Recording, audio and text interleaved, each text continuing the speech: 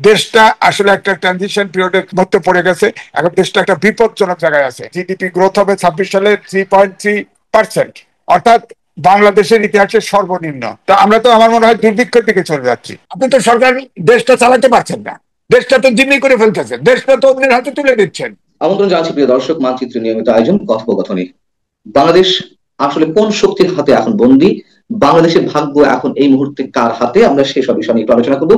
এ বিষয়ে আলোচনার জন্য আমাদের সঙ্গে আজকে যুক্ত রয়েছেন সিনিয়র সাংবাদিক এবং রাজনীতি বিশ্লেষক এম এ আজিজ। সাংবাদিক এম এ আজিজ, আপনাকে স্বাগত জানাচ্ছি আমাদের অনুষ্ঠানে। ধন্যবাদ। আমি যদি সরাসরি আপনার কাছে জিজ্ঞাসা করি, বাংলাদেশের ভাগ্য এখন কার হাতে? ধন্যবাদ আপনাকে। বাংলাদেশের ভাগ্য সম্ভবত এখন বিদেশিদের হাতে। কিন্তু আমার মনে সবসময় ছিল, হয় এখন কার হাতে স্পেসিফিক্যালি? বেসিক্যালি এখন যদি বলেন যে ডক্টর মোহাম্মদ ইউনূসের হাতে, এবং আচ্ছা। তিনি কোথায় বন্দী হয়ে গেছেন এটা নিয়ে এখন আমরা পরিষ্কার হতে পারছি না। কারণ আমরা করিডোর দিয়েছি, আমরা ডিপ সিপোর্ট দেওয়ার কথা শোনা যাচ্ছে। সুতরাং এগুলো যদি দিয়ে দেওয়া হয় তাহলে তো স্বাভাবিকভাবেই বোঝা যাচ্ছে যে আমরা হয়তো আমেরিকার দিকে ঝুঁকে পড়তেছি, অর্থাৎ আমেরিকার দিকে বন্দী হয়ে যাচ্ছি। করিডোর আমাদের ধরেন এই দেশের কেউ জানে না, একটা অন্তর্বর্তীকালীন সরকার একটা করিডোর দিয়ে দিচ্ছে, কোনো রাজনৈতিক দল জানে না, কিচ্ছু জানে না, তাদের তো ম্যান্ডেটই দেয়, অথচ তারা করিডোর দিয়ে দিচ্ছে। সুতরাং এই দেশটা কোথায় কি অবস্থায় চলে যাচ্ছে না, ধরেন এখানে আপনার মানবিক করিডোর নামে দেওয়া হচ্ছে, সেখানে জান্তার সরকারের সাথে আলোচনা নাই। এখন আরাকান, আমেরিকা তো আরাকানকে, ওখানে চীন আছে, আপনি করিডোর দিবেন, ওখানে নাকি দুর্ভিক্ষ হবে, সমস্যা হবে। তো আপনি এয়ারড্রপ করতেন, আপনি সমুদ্র দিয়ে যাইতেন, আপনি চীন দিয়ে ঢুকতেন, ভারত দিয়ে ঢুকতেন। হ্যাঁ, বাংলাদেশ দিয়ে করিডোর দিতে হবে কেন? এবং প্রতি মাসে প্রায় 6,000 থেকে 9,000 পর্যন্ত রোহিঙ্গা এখন আসতেছে। সুতরাং আমরা কোথায় যাচ্ছি এটা বলা মুশকিল। এদিকে নির্বাচন নিয়ে রোড ম্যাপ, এবং নির্বাচন নিয়ে আপনি দেখলেন যে গত আপনার পরশুদিন আপনার যেসব ঘটনা ঘটে গেল আমাদের চোখের সামনে, যে আপনার 144 ভেঙে আপনার জমায়েত করা হলো। আমার কাছে মনে হয় যে 2013 সালে গণজাগরণ মঞ্চ হয়েছিল, সেখানে কিন্তু আপনার ডাক্তার এই সরকার, তিনি তখন কিন্তু ওটার নেতৃত্বে ছিলেন, এবং ওইটা সরকারি পৃষ্ঠপোষকতায় কিন্তু আয়োজিত হয়। সেখানে ধরেন খাবার সাপ্লাই দেওয়া হয়, নিরাপত্তা দেওয়া হয়, এবং সেখানে ছাত্রলীগ, আপনার ব্লগার, বাম রাজনৈতিক দল, ছাত্ররা ওটার ভিতরে ছিল। তো শেষ পর্যন্ত তখন পাবলিক টয়লেটও নির্মাণ করে দেওয়া হয়েছিল, প্যাকেটে প্যাকেটে টয়লেট, পানিও পৌঁছে দেওয়া হয়েছিল। হ্যাঁ, সবকিছু আয়োজন করে দেওয়া হয়েছে। কারণটা হচ্ছে যে তখন কাদের মোল্লার যাবজ্জীবন হয়েছিল, সেই আইনটাকে আপনার আপিলের সুযোগ করতে হবে এবং তাকে ফাঁসি দিতে হবে, এই কারণেই ওই গণজাগরণ মঞ্চ করা হয়েছিল।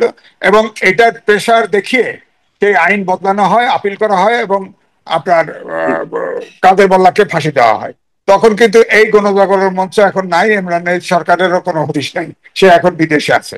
ঠিক সিমিলার ওয়েতে এই পরশুদিন একটা মব তৈরি হলো, আমি বলবো সেখানে আপনি দেখেন ইসলামিক দলগুলো এর আগে সরকার করলো কি অপ্রয়োজনে, কেউ জানে না, নারী সংস্কার কমিশন করে সেখান থেকে একটা প্রস্তাব নিয়ে সকল ইসলামিক দল বলেন আর ইসলামপন্থী ব্যক্তিদেরকে বলেন, আলাম আলামা বলেন, সবাইকে ক্ষিপ্র করে দিল, এবং সবাই সেখানে যুক্ত হলো।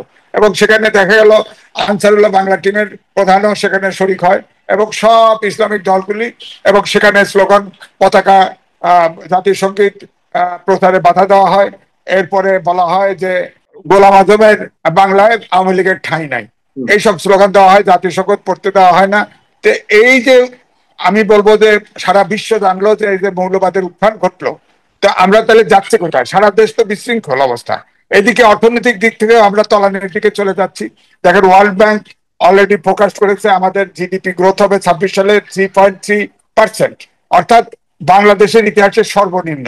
অর্থাৎ এরপরে 2026 সালে আমরা উন্নয়নশীল দেশে যাচ্ছি, সেখানে আমাদের এই ভর্তুকি টর্তুকি, ঋণ টিনের পরিমাণ সব বেড়ে যাবে। তা আমরা তো আমার মনে হয় দুর্ভিক্ষের দিকে চলে যাচ্ছি, এবং দেশে একটা অশান্ত রাজনৈতিক অস্থিরতা, বিনিয়োগ নাই, ব্যবসা নাই, বাজার দর এখন বাড়ছে, কারণ IMF এর লোন পাওয়ার জন্য সব ভর্তুকি ট্যাক্স প্রত্যাহার করে নেওয়া হচ্ছে। তো সুতরাং দেশটা আসলে খুব বিপজ্জনক অবস্থায় পড়ে গেছে। আমার মনে হয় যে দেশে কি হবে এটা বলা মুশকিল। এখন এই সরকার থাকবে কিনা, ইলেকশন হবে কিনা, নেক্সট সরকার পরিবর্তন যদি ঘটে কি ঘটবে, এটা বলা খুবই মুশকিল। দেশটা আসলে একটা ট্রানজিশন পিরিয়ডের মধ্যে পড়ে গেছে। এখন দেশটা একটা বিপজ্জনক জায়গায় আছে। সরকারের ভিতরে কোনো চ্যাটব্যাট নাই, এই যে মতিউর রহমান চৌধুরী মানবজমিনের সম্পাদক, তিনি একটা অনলাইনে আসছিল, তিনি বললেন যে আমার দুই উপদেষ্টার সাথে কথা হয়েছে, তারা বলছে তারাও এটা বুঝতে পারতেছে না এটা কি হতে যাচ্ছে। অর্থাৎ সরকারের ভিতরে সরকার আছে, সরকারের ভিতরে সরকার করছে। এখন কি কোন দেশ এখন এই অন্তর্বর্তী সরকারের একটা অংশকে নিয়ন্ত্রণ করছে? আমি এটাই বললাম যে করিডোর নিয়ে যাওয়া, ডিপ সি পোর্ট নিয়ে যাওয়া, এগুলি করতে গিয়ে আমরা কি আবার একটা যুদ্ধে জড়িয়ে যাচ্ছি কিনা, আমাদের স্বাধীনতার সার্বভৌমত্ব থ্রেটেন হচ্ছে কিনা। এমনিতে তো আপনি জানেন যে আরাকান, আপনার আমাদের হিল ট্যাক্স, তিব্বত, মিজোরাম, এগুলো মিলে কিন্তু একটা দেশ করার প্ল্যান কিন্তু আমেরিকার বহু আগের থেকে, আজ থেকে 15 বছর আগে আমি চিটাগাং হিল থেকে শুরু করে শেরপুর পর্যন্ত মুভ করেছি এবং 5-6টা রিপোর্টও করেছি। সনাতনী ধর্মের সব লোক খ্রিস্টান বানায় ফেলছে, শুধু জিয়া রহমানের সময় যাদেরকে সেটেলার করা হয়েছে তারা ছাড়া সব অলমোস্ট সবাই কিন্তু আপনার খ্রিস্টান হয়ে যাচ্ছে। সুতরাং আমরা কি সেই আলাদা কোনো একটা রাষ্ট্র তৈরির প্রসেসে ঢুকে যাচ্ছি কিনা, এটা আসলে একদমই ধোঁয়াশা। এটা বলা খুবই মুশকিল, কনক্লুশন টানা খুবই মুশকিল। আমরা একটাই বলছি যে আমার মনে হয় যে এই ডক্টর ইউনূস সরকার আমার মনে হয় বিদেশি, বিশেষ করে আমেরিকান ট্র্যাপে পড়ে গেছে, এবং এইগুলো করতে গেলে সামনে চীন আছে, ভারত আছে, আপনার মায়ানমার জান্তা আছে, আরাকান আছে, আমাদের এখানে রোহিঙ্গা বাড়ছেই, দিন দিনে বাড়ছেই। আমরা কোথায় যাচ্ছি, কি কি অবস্থায় যাচ্ছি, আমরা আমাদের কোনো অন্তত পক্ষে কুলতরা দেখতে পাচ্ছি না। আমরা ভয়ঙ্কর সংকটের মধ্যে আছি। সাংবাদিক ইমা আজিজ, আমি খুব পার্সোনাল জায়গা থেকে একটি মন্তব্য করে প্রশ্নটা আপনাকে করছি। আমি আপনার সঙ্গে তো আমার সম্পর্ক কম দিনের নয়, দীর্ঘ 20 বছর, কম করে হলো 20 থেকে 25 বছর। আহ আপনাকে কখনো এরকম হতাশ হয়ে আমি কথা বলতে দেখিনি। এই মুহূর্তে আপনি যে কথাগুলো বলছেন, আসলে কি আমরা সবাই হতাশ হওয়ার কোন জায়গা আছে কিনা, সেই উত্তর আপনি এর মধ্যে দিয়ে দিয়েছেন। আমার প্রশ্ন হচ্ছে, আপনি যে কথা বললেন যে আমরা আমেরিকার ট্রাপে পড়তে যাচ্ছি কিনা, বা ডক্টর মোহাম্মদ ইউনূস সাহেব আমেরিকার ট্রাপে পড়তে যাচ্ছেন কিনা, আমরা কি ট্রাপে পড়তে যাচ্ছি নাকি নিজেদেরকে ট্রাপে ইচ্ছাকৃতভাবে জড়িয়ে ফেলছি? আমার মনে হয় ক্ষমতা বাড়ানোর জন্য, সময় বাড়ানোর জন্য আমরা নিজেরাই অনেক শর্ত মেনে নিচ্ছি। আমরা হয়তো এখনো দৃশ্যমান হচ্ছে না, যেমন করিডোর আমাদের ফরেন উপদেষ্টা বললো, পররাষ্ট্র উপদেষ্টা বললো, আমরা নীতিগতভাবে একমত হয়েছি, কিন্তু আমাদের কিছু শর্ত আছে, শর্ত মানলে আমরা করিডোর দেব। আমার বক্তব্য হচ্ছে এই 21 জনকে কে দায়িত্ব দিল? একটা ভূখণ্ড অন্যের হাতে তুলে দেওয়ার দায়িত্ব কে দিল আপনি বলেন? আমি হতাশ না। আমি দেখেন মুক্তিযুদ্ধের সময়ও কিন্তু মানুষ এই পাকিস্তানের নির্যাতনের পরে এরকম একটা মাঠ টাইম অবস্থায় চলে গেছিল, কি করে কি না করে, শেষ পর্যন্ত কিন্তু মুক্তিযুদ্ধে জড়িয়ে যায়, দেশ স্বাধীন হয়, এবং সেই স্বাধীনতার বিরুদ্ধেও কথা হচ্ছে।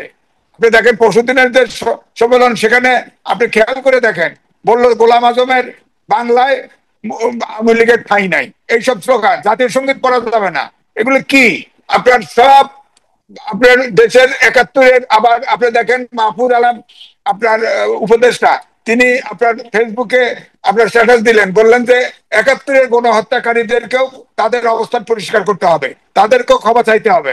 আবার কোন অদৃশ্য শক্তির প্রেসারে তিনি কিন্তু আবার সেটা প্রত্যাহার করে নিলেন। তো সেটা ঠিক দিয়েছিল। আমার কথা হচ্ছে যে এই যে আওয়ামী লীগ গণহত্যাকারী, তাদের তো বিচার হতেই হবে। তাদের কিন্তু এই দেশে এটা ঠিক আছে, রাজনীতি করার অধিকার নাই, কারণ তারা গণহত্যা করেছে।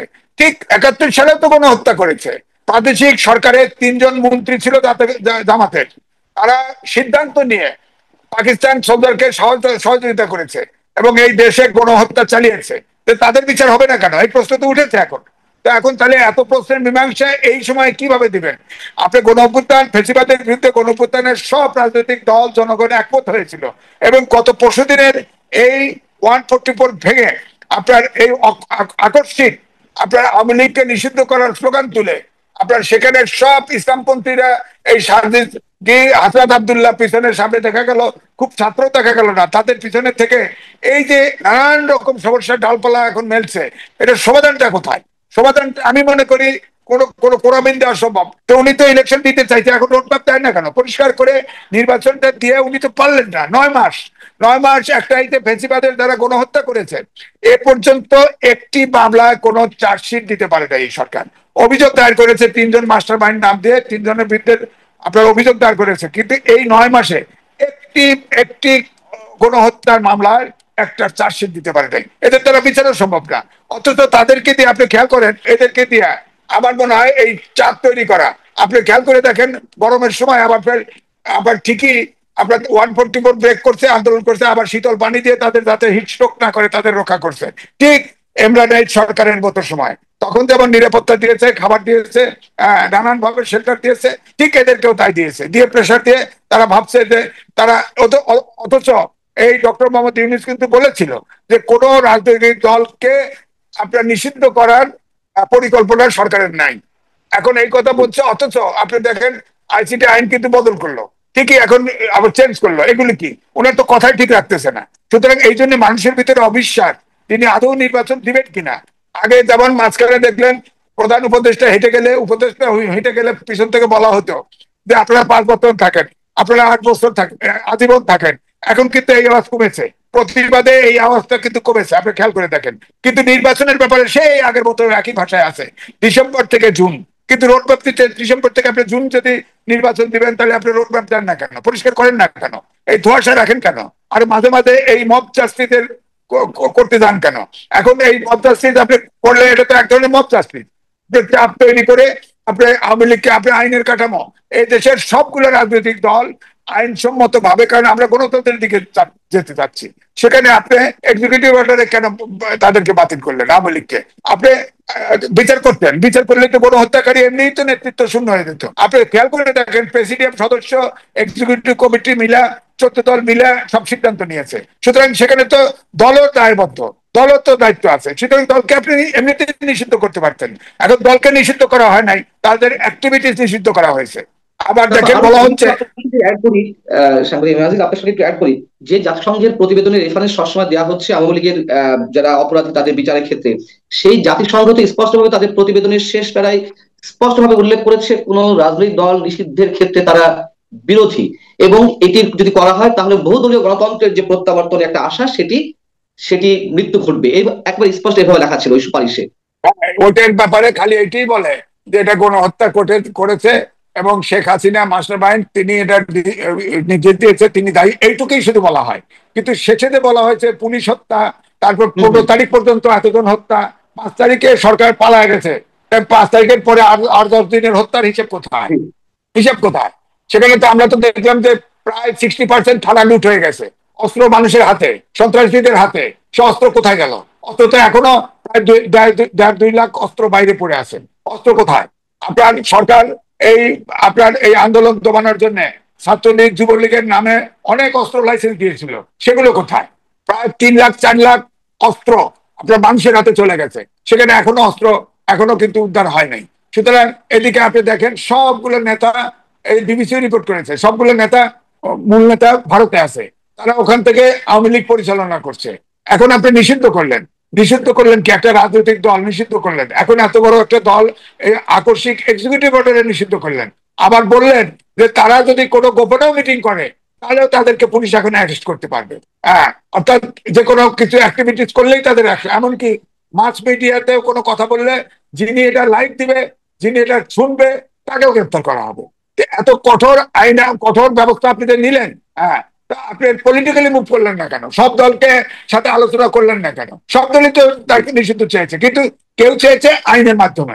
আপনি যদি বিচারের মাধ্যমে, অর্থাৎ কোর্টের মাধ্যমে এই দল একটা গণহত্যাকারী দল, তাকে নিষিদ্ধ পার্মানেন্ট করেও দিতেন, হ্যাঁ, তাহলেও কিন্তু আজকে নাজি পার্টি নিষিদ্ধ আছে না এখন পর্যন্ত, তাদের বিচার হচ্ছে না? হচ্ছে তো।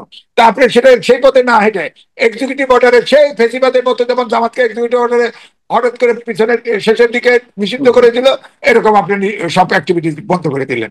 তো এটাকে সমস্যা বাড়লো না কমলো, এটা তো বুঝতে পারতেছি না। আমি একটা প্রশ্ন করতে চাই, আপনি বলছিলেন এই আশঙ্কা আর অনেকেই করছেন যে করিডোরের বিষয়ে হয়তো চুক্তি হয়ে গেছে বা অন্যান্য আরো বিষয়ে যে আমেরিকার যে চাওয়াগুলো আছে, দাবিগুলো আছে, সেগুলো হয়তো পূরণ করা হয়েছে। আপনি নিজেও বললেন, আমরা কি আসলেই সত্যি সত্যি ধরে নেবো যে এর মধ্যে হিডেন কোনো এগ্রিমেন্ট হয়ে গেছে সরকারের সঙ্গে যুক্তরাষ্ট্রের? না, আমার প্রথম প্রশ্ন হচ্ছে, আপনি অন্তর্বর্তীকালীন সরকার করিডোরের ব্যাপারে কোনো কথা বলতে পারে কিনা? আপনি এই সরকারটা সব রাজনৈতিক দলের, জনগণের সবার সমর্থিত সরকার। আপনি দেখেন শেখ হাসিনা পালিয়ে গেছে ভারতে, তাকে আশ্রয় দেওয়ার জন্য পার্লামেন্টারি পার্টি সিদ্ধান্ত নিয়ে তাকে আশ্রয় দিচ্ছে।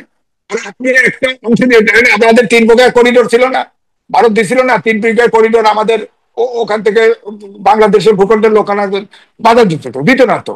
করিডোর দেওয়া মানে কি? ওই জায়গায় তার নিয়ন্ত্রণ, যাকে দিবেন তার নিয়ন্ত্রণ। আমরা ভারতে দেখেন করিডোর নিলাম, তারপরে আমাদের নিয়ন্ত্রণ দেয় নাই, সকালে খুলে দেয়, বিকালে 1 ঘন্টা খুলে দেয়, এই করে। যার ফলে বাংলাদেশে আমাদের সেই সব এনক্লেভ থেকে লোকজন আসতে মায়ের নাম বদলাইছে, বাবার নাম বদলাইছে, কত কিছু করে করে তারা লেখাপড়া বা বাজারঘাট করছে। তো সুতরাং আমার বক্তব্য হচ্ছে, আপনি করিডোর দিলেন, আপনার তো ম্যান্ডেট নাই করিডোর দেওয়া। আপনি একটা দেশের একটা অংশ লিখে দিবেন, বলা হচ্ছে মানবিক করিডোর, খাদ্য সাপ্লাই দিবেন, খাদ্য সাপ্লাই দিবেন। এখনই তো আপনি আরাকান আর্মি ঢুকে পড়ছে তো, বোম ফাটাইছো তো। তো এগুলো এখন কি করবেন? এখন যদি জানতার সাথে কি আমরা আমি যুদ্ধে একটু নিশ্চিত জড়াবো? হতে যাচ্ছি, সাংবাদিক মেয়াজি, আমি একটু নিশ্চিত হতে যাচ্ছি যে গুঞ্জনগুলো ছড়াচ্ছে যে আমেরিকান সৈন্য ঢুকে পড়েছে সিলেটের একটি জায়গা থেকে, তারা বাস ভর্তি করে আমেরিকান সৈন্যরা যাচ্ছে, এইগুলো কি আসলেই সত্য? না, এগুলো বলা মুশকিল, কারণ এটা গুজবও হতে পারে। তবে আমিও যেটা শুনেছি যে অলরেডি আপনার করিডোর দিয়ে ও এখানে খাদ্যশস্য বা অস্ত্র কি আছে না আছে ওখানে গেছে, এটা শোনা যাচ্ছে। এখন আদৌ গেছে কিনা, এগ্রিমেন্ট করে ফেলছে কিনা গোপনে, এটাও তো জানি না। এটা তো কোনোভাবেই রাজনৈতিক দলগুলোর সাথে এই সরকার আলোচনা করতেছে না। সবগুলো দল থেকে এটা দাবি উঠেছে, রাজনৈতিক দলের সাথে বসা আলোচনা করা, আলোচনা নাই। এই ওনারা একটা অ্যাডভাইজারি কমিটি করছে, অন্তর্বর্তীকালীন সরকার করছে। এর ভিতরে 3 ভাগের 1 ভাগ হলো দ্বৈত নাগরিক। এরা তো আমাদের দেশের লোক না, পুরোপুরি অদ্বৈত নাগরিক। তারা এখন আমাদের দেশে আসে, বিদেশে থেকে আসে আমাদের দেশে। সব আমার কাছে মনে হচ্ছে যে সবাই এখন বিদেশের এজেন্ট হিসাবে কাজ করতেছে। এর থেকে আমার মনে হচ্ছে যে ঠিকই আছে, ডিসেম্বর পর্যন্ত শুরু, ডিসেম্বরের পরে আমি যেটা বুঝতে পারছি যে রাজনৈতিক দলগুলো নামবে। এবং 111-এর সরকার, যে মহিউদ্দিন ফখরুদ্দিনের যে অবস্থা হয়েছে, তার সব ভয়াবহ অবস্থা হবে যদি নির্বাচন সঠিকভাবে না দেয় ডক্টর মোহাম্মদ ইউনূস। আমার তো আসলে প্রশ্ন করার কিছু নেই, আপনি সব আগে থেকে বলে দিয়েছেন, আপনি ফোরকাস্টিং করে রাখছেন। এবং তাহলে আমাদের খুব স্বাভাবিক প্রক্রিয়ায় উত্তরণের কোনো পথ নেই, আবারও মানুষকে রাজপথে নামতে হবে, রাজনৈতিক দলগুলোকে আন্দোলন করতে হবে, এবং হয়তো সেই সময় খুব বেশি নয়, আপনি তো টাইম ফ্রেম বেঁধে দিচ্ছেন ডিসেম্বরের মধ্যে। আপনি তো সরকার, দেশটা চালাতে পারছেন না, দেশটা তো জিম্মি করে ফেলতেছেন, দেশটা তো অন্যের হাতে তুলে দিচ্ছেন। সুতরাং এখন তো আমি বলবো রাজনৈতিক দলগুলোর দায়িত্ব দেশকে রক্ষা করা। কারণ এই বিদেশি, আমি বলবো এটাকে নাম দিচ্ছি আমি আন্তর্জাতিক সরকার। কারণ এখানের ভিতরে আপনি দেখেন বিদেশি নাগরিক সব করতেছে। আপনার সরকারের অন্তর্বর্তীকালীন সরকারের মধ্যেও আছে, আবার তাদের সহযোগী যত কমিশন আছে কমিশনের মধ্যেও আছে সব বিদেশি নাগরিক। বিদেশি নাগরিকরা এত কাজ করতেছে, এরা তো দেশের সাথে, তাদের যে দেশের নাগরিক তার তার প্রতি তার অনুগত আছে না। ওই যে আনোয়ার চৌধুরী ছিল ব্রিটেনের, বাংলাদেশি ছিল, অ্যাম্বাসেডর হয়ে আসছিল। সে কি আপনি দেখছেন কোনোদিন বাংলাদেশের পক্ষে কথা বলছে? সে ব্রিটিশ, ব্রিটিশের নাগরিক, সে ব্রিটিশ থেকে বাংলাদেশ আসে, তাকে তো কিন্তু ভয় দেখানোর জন্য কোনো চেষ্টা হয়নি। সুতরাং এটা বাংলাদেশি না যে বিক্রি হয়ে যাবে। যখন ভিন দেশে, ধরেন কানাডা বলেন, আমেরিকা বলেন, অন্য দেশে যে সব দেশেই বলেন, যদি নাগরিকত্ব নেয় তাকে ওত দিতে হয়, সে তার বাইরে আসতে পারবে না। তো সে তো সুতরাং এখন তো আপনার এই, আপনিই বলেন, আপনি মুক্তিযুদ্ধ করে দেশ স্বাধীন হয়েছে, আপনার সংবিধান করে দিচ্ছে, সংবিধানের প্রধান ব্যক্তি হচ্ছে আমেরিকান সিটিজেন। আপনি বলেন কি করবেন? আপনি নির্বাচন ব্যবস্থার সংস্কার কমিশন করছেন, সেখানে বদিউল আলম মজুমদার, তিনি আমেরিকান সিটিজেন। আপনি বলেন, এই যে তারপরে এই যে আহ, আমাদের নারী উপদেষ্টা আছে, হ্যাঁ, ওনারা, হ্যাঁ। তো সুতরাং এছাড়া আমার বিল্ডিং এও বসে আছে একজন, সে তো আমেরিকান নাগরিক। তো সুতরাং এখানে তো ভরা আছে, আমার বিল্ডিং এও আছে পাশ করে এখন, সে এখন বোধহয় সরকারি কোয়ার্টারে যাচ্ছে। হ্যাঁ, তো সুতরাং আমি তো বলবো এইটা একটা আন্তর্জাতিক। ডক্টর মোহাম্মদ ইউনূস, আপনার ইংরেজি দেখলেই উনি দুর্বল হয়, বিদেশি দেখলে উনি খুশি। সব ব্রেনি লোক নাকি বিদেশে আছে। আপনার পিনাকি দেখেন, ওই চ্যানেল আইতে সাক্ষাৎকার দিল, ওই দীপ্তি চৌধুরীর সাক্ষাৎকার নিল, সেখানে বললো সেখানে সে অ্যাসাইলাম নিয়ে আছে, তাকে নাকি ইউনিশ সরকার আনার চেষ্টা করতেছে। তিনি, তার বক্তব্য হচ্ছে আমি দেশে গিয়ে কি করব, কি খাবো, আমার তো এখানে চাকরি করি, আমার তো আয় আছে। হ্যাঁ, আয়ন সরকার চাচ্ছে জাতির উদ্ধারের জন্য উনি হয়তো বাংলাদেশে চলে আসবে। আপনি বলেন তো দেখি, এইভাবে যদি সব বিদেশিদের দিয়ে যে সরকার চালানো শুরু হয়, তাহলে স্বাধীন দেশটা কোথায় রইলো? আপনি আমাকে বলেন, স্বাধীন দেশটা কোথায় হলো?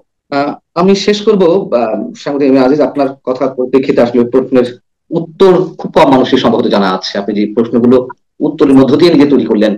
আমার শেষ প্রশ্ন একটি, সেটা হচ্ছে যে রাজনৈতিক দলগুলো কি তাদের রোল গুলো ঠিক মতো প্লে করতে পারছে? যদি না করে থাকে তাহলে কেন পারছে না? না, সেটা হচ্ছে যে আপনার খেয়াল করে দেখেন, নিবন্ধিত দল না, জামাতও নিবন্ধিত না, এনসিপিও নিবন্ধিত না, অথচ এনসিপি যা চাচ্ছে অন্তর্বর্তীকালীন সরকার তাই করতেছে। ডক্টর মোহাম্মদ ইউনূস এবং অন্তর্বর্তীকালীন সরকারের পক্ষ থেকে যা বলা হয়, এনসিপি দাবি করলে সেটা উল্টে যাচ্ছে।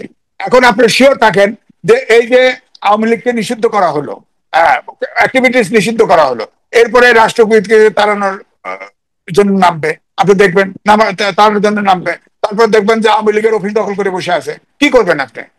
দেশটা তো একদম দখল হচ্ছে, বিভিন্ন জায়গায় দেখলাম যে এনসিপির নেতা কর্মীরা গিয়ে ওখানে জাতীয় নাগরিক কমিটির সাইনবোর্ড ঝুলিয়ে দিচ্ছে।